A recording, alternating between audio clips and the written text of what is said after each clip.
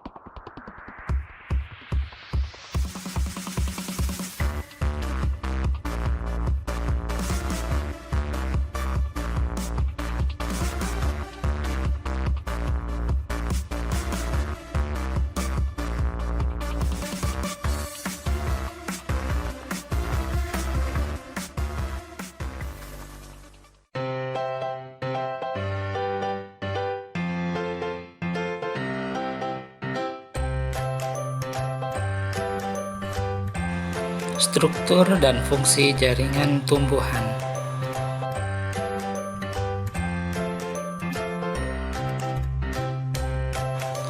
Berdasarkan sifatnya, jaringan pada tumbuhan dapat dibagi menjadi dua. Pertama, jaringan meristem, sedangkan kedua adalah jaringan permanen atau dewasa.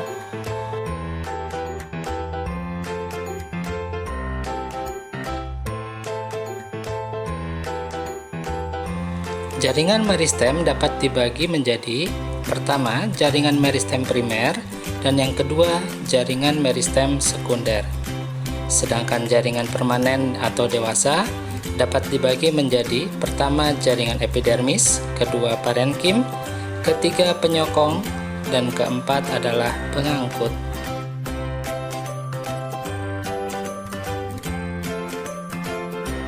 Jaringan meristem. Jaringan meristem adalah jaringan yang selalu tumbuh dan belum terdiferensiasi.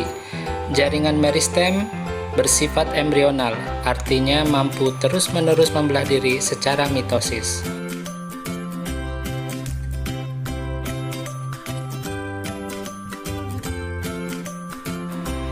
Jaringan meristem primer.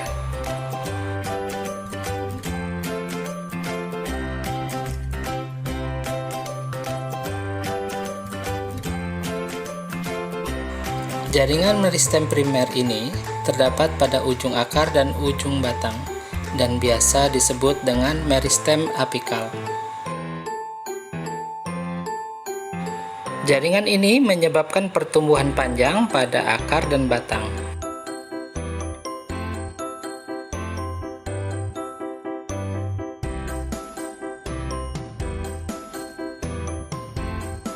Jaringan meristem sekunder. Jaringan meristem sekunder adalah jaringan dewasa yang telah mengalami diferensiasi dan berubah sifat menjadi meristem. Contoh jaringan ini adalah kambium pada batang tumbuhan dikotil. Jaringan ini menyebabkan pertumbuhan batang menjadi besar atau membesar.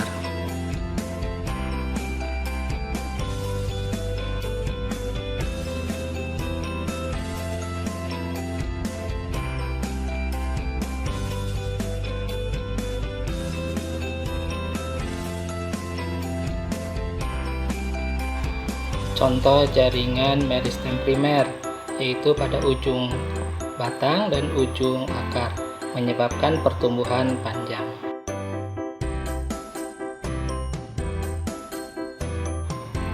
Sedangkan contoh jaringan meristem sekunder adalah kambium pada batang tumbuhan dikotil, menyebabkan pertumbuhan batang membesar.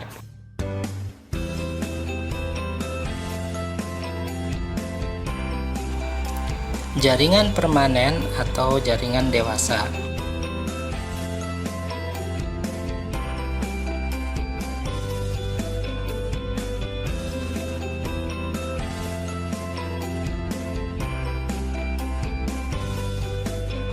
Ciri-cirinya adalah berasal dari sel meristem yang telah mengalami diferensiasi atau perubahan bentuk, sehingga mempunyai fungsi tertentu.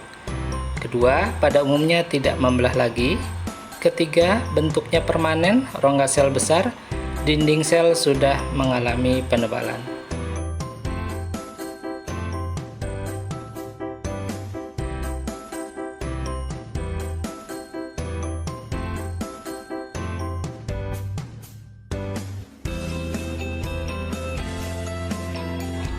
Jaringan permanen terbagi atas jaringan pelindung atau epidermis, jaringan dasar parenkim, jaringan penyokong stereon, dan jaringan pengangkut. Pertama, jaringan epidermis.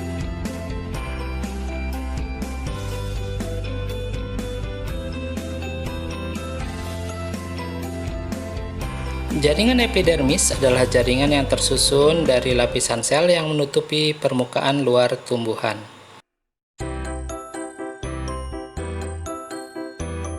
Ciri-ciri jaringan epidermis.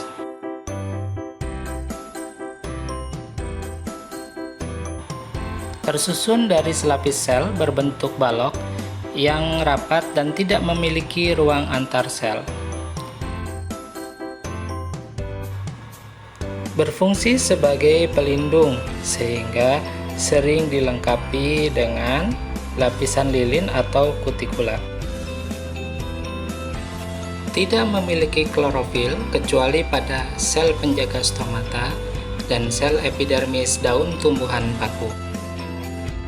Di beberapa tempat termodifikasi menjadi stomata, duri semu, trikoma, dan lentisel. Pada epidermis akar yang masih muda yang berfungsi untuk penyerapan zat makanan, sel epidermis membentuk bulu-bulu akar atau rambut akar.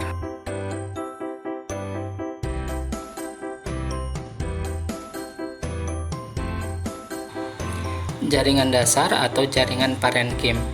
Jaringan dasar adalah jaringan yang mengisi sebagian besar tumbuhan.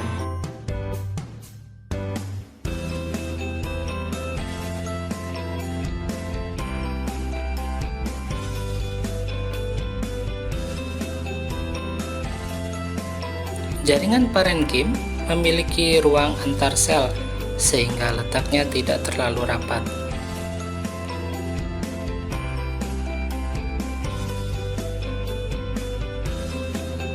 Jaringan parenkim yang memiliki klorofil dan berfungsi sebagai tempat berlangsungnya fotosintesis disebut klorenkima.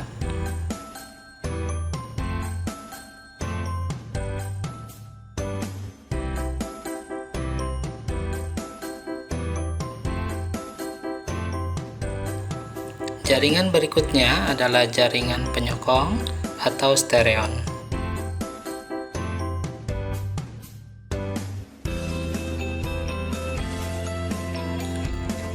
Jaringan penyokong merupakan jaringan yang berperan untuk menunjang dan memperkokoh bentuk tumbuhan.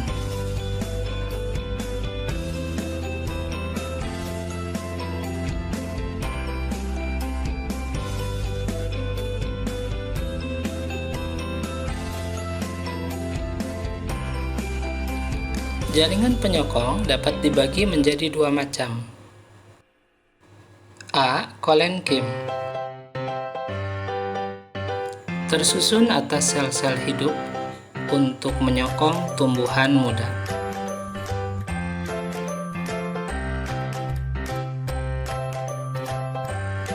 Penebalan dinding sel pada kolenkim hanya ada pada bagian sudut-sudutnya saja. B. Sklerenkim. Sklerenkim tersusun atas sel-sel mati untuk menyokong tumbuhan yang sudah tua.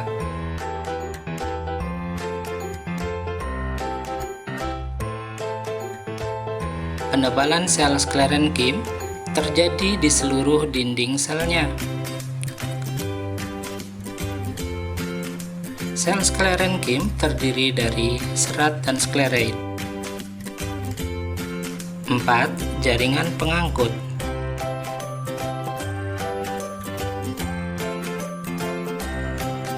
Jaringan pengangkut berfungsi sebagai saluran utama transportasi zat-zat makanan yang diperlukan dalam proses-proses vital tumbuhan. Jaringan pengangkut ini sering disebut juga dengan pembuluh.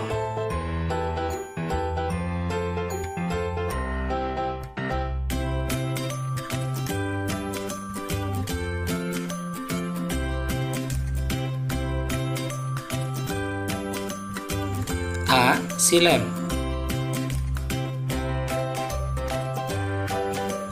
Terdiri dari trakeid, trakea, pembuluh xilem, parenkim kayu, dan sklerenkim kayu.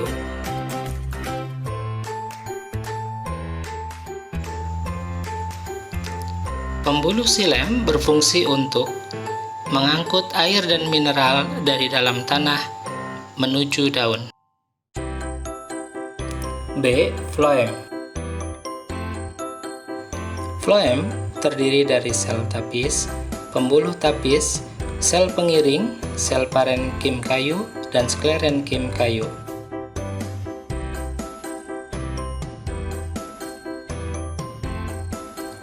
Pembuluh floem berfungsi untuk mengangkut zat-zat hasil fotosintesis ke seluruh bagian tumbuhan.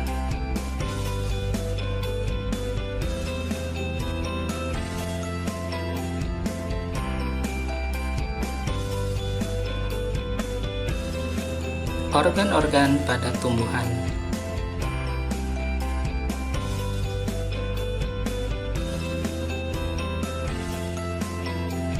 Organ pada tumbuhan terdiri dari akar, batang, daun, bunga. A. Akar. Fungsi akar. Akar berfungsi untuk menambatkan atau memperkokoh berdirinya tumbuhan. Akar juga berfungsi untuk menyerap air dan garam mineral dari dalam tanah. Pada sebagian tumbuhan, akar juga menjadi tempat penyimpanan cadangan makanan, juga sebagai alat perkembangbiakan vegetatif yang sering disebut dengan umbi akar.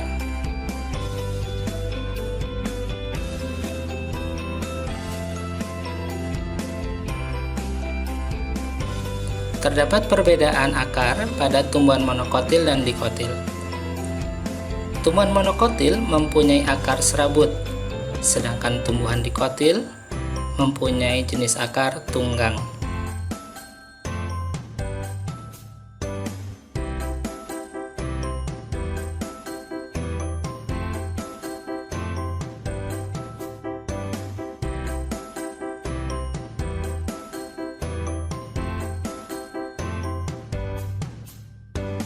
Struktur akar.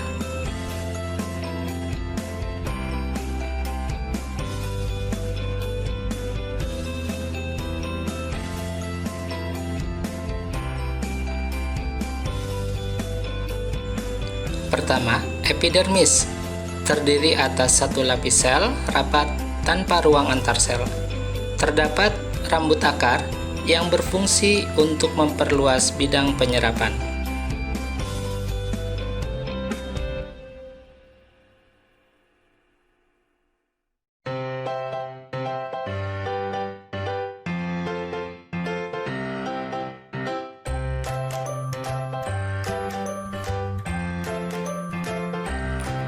Kedua, korteks. Korteks terdiri atas sel-sel parenkim berdinding tipis dan mempunyai banyak ruang antar sel untuk melakukan pertukaran gas. Korteks berfungsi juga untuk menyimpan cadangan makanan.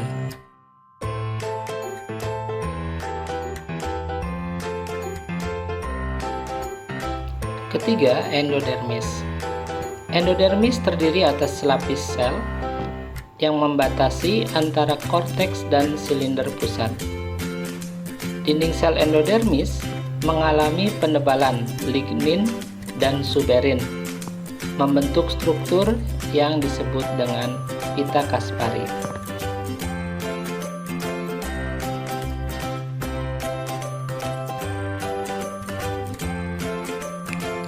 Yang keempat adalah silinder pusat atau stele. Lapisan terluar silinder pusat terdapat perisikkel atau perikambium. Gunanya untuk membentuk cabang-cabang akar.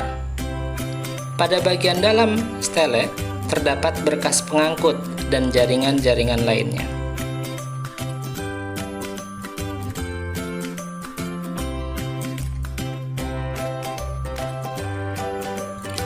Pada akar dikotil, xilem berbentuk bintang dan berada di pusat akar.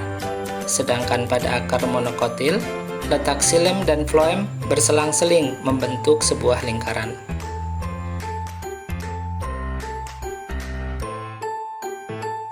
Pada akar tumbuhan monokotil terdapat empulur, sedangkan pada akar tumbuhan dikotil tidak terdapat empulur.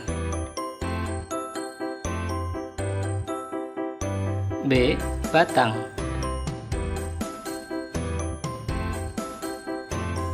Batang berfungsi untuk menegakkan tubuh tumbuhan.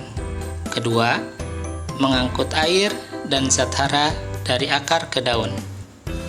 Ketiga, beberapa tumbuhan menyimpan cadangan makanan di batang. Sedangkan yang keempat, pada sebagian tumbuhan, batang juga berfungsi sebagai alat perkembangan vegetatif, yaitu dengan cara stek dan umbi batang.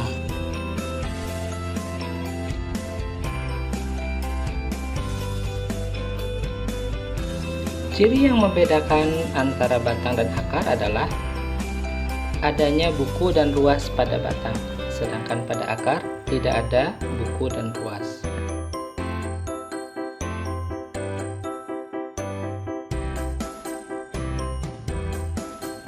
Struktur batang. Struktur batang mirip struktur akar. Pertama, terdapat epidermis yang terdiri dari selapis sel tersusun rapat tanpa ruang antar sel dan mempunyai kutikula.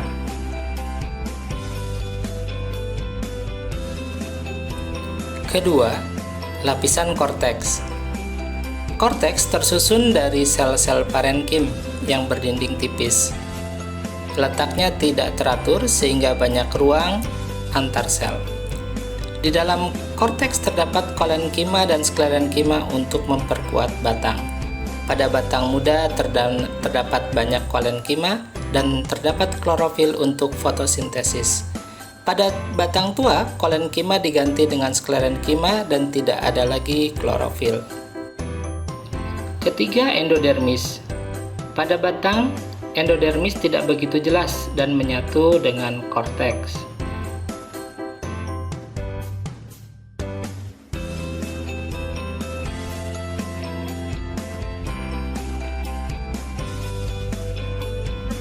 Keempat, silinder pusat atau stele.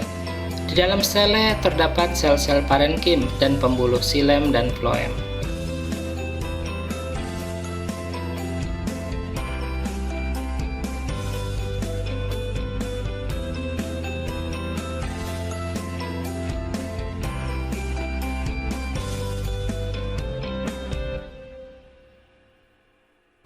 Perbedaan batang dikotil dan monokotil.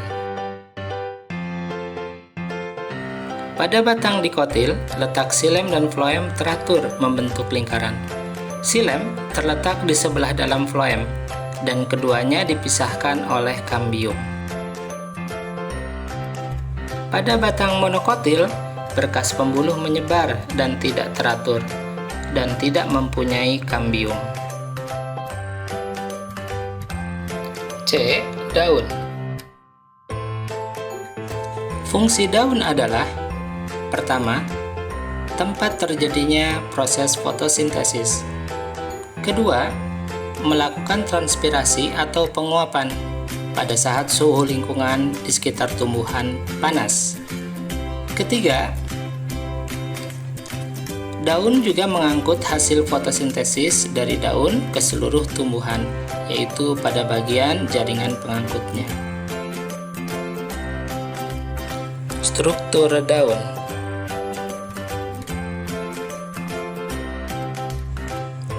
Pertama, epidermis. Epidermis daun terdiri atas lapis sel, yang dinding selnya mengalami penebalan kutikula.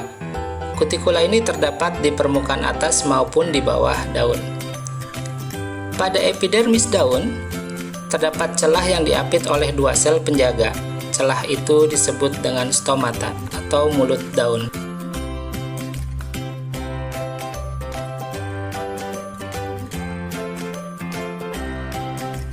Kedua, mesofil.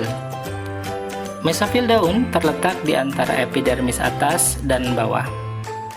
Pada tumbuhan dikotil, mesofil berdiferensiasi menjadi jaringan tiang atau palisade dan jaringan bunga karang atau spons. Sedang pada tumbuhan monokotil tidak dapat dibedakan di antara keduanya.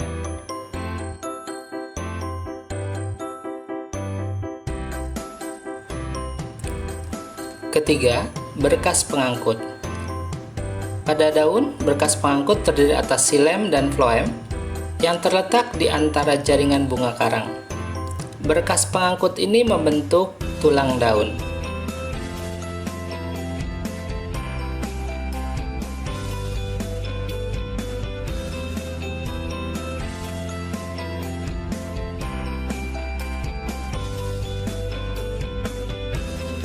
Perhatikan perbedaan antara anatomi daun dikotil dan monokotil pada gambar berikut. D. Bunga.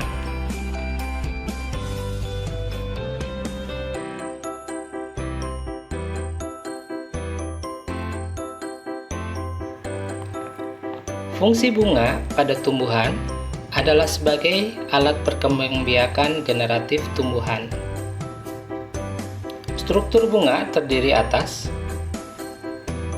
pertama, benang sari, kedua, putik, ketiga, kelopak, dan keempat, mahkota. Jika keempat bagian struktur bunga tersebut terdapat pada satu bunga, maka bunga itu disebut sebagai bunga lengkap. Jika salah satu atau lebih dari struktur di atas tidak ada, maka bunga tersebut disebut bunga tidak lengkap.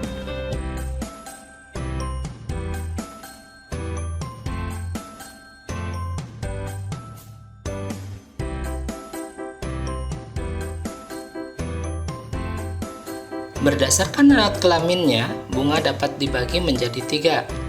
Pertama, bunga sempurna. Jika dia memiliki putik dan benang sari, bunga ini kadang disebut dengan bunga hermafrodit. Kedua, bunga jantan. Jika bunga hanya memiliki benang sari saja. Dan yang ketiga, bunga betina. Jikalau bunga hanya memiliki putik.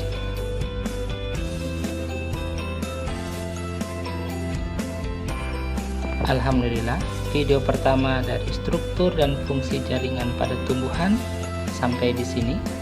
Mudah-mudahan kalian dapat memahaminya dengan baik. Sampai jumpa di pertemuan berikutnya. Wassalamualaikum warahmatullahi wabarakatuh.